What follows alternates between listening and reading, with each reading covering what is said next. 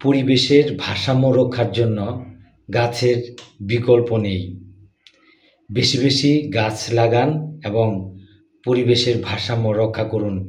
এই ধরনের অনেক অনেক বিজ্ঞাপন আমরা বিভিন্ন মিডিয়ায় দেখতে পাই।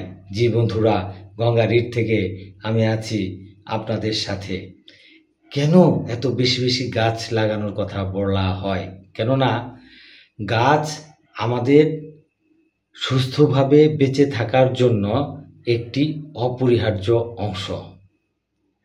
জি, আমরা সুন্দরভাবে সুস্থভাবে বেঁচে থাকতে চাইলে অবশ্যই আমাদের গাছ লাগাতে হবে।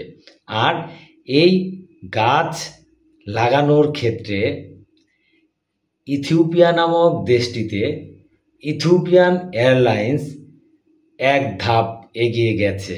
জি, ইথিওপিয়াতে ইথিওপিয়ান এয়ারলাইন্স এমন একটি মহৎ উদ্যোগ নিয়েছে যে যখনই কোনো যাত্রী ইথিওপিয়ান এয়ারলাইন্সে পরিভ্রমণ করবে, ঠিক তখনই সেই যাত্রী নামে একটি করে গাছ রোপণ করা হয়।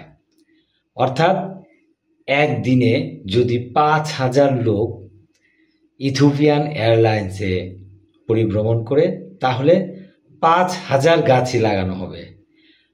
অর্থাৎ যতগুলো যাত্রী ইথিওপিয়ান এয়ারলাইন্সে পরিভ্রমণ করবে, ঠিক ততগুলো গাছই কিন্তু তারা রোপণ করবে।